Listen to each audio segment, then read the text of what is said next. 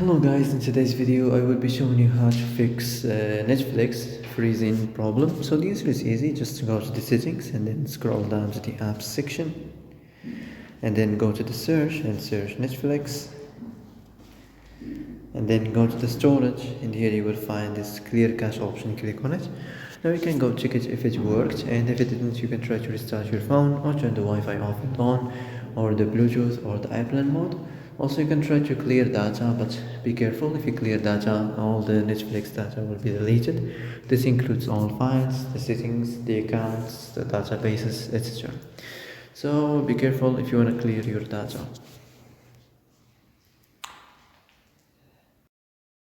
So that's it for today's video. I hope this is the answer you've been looking for.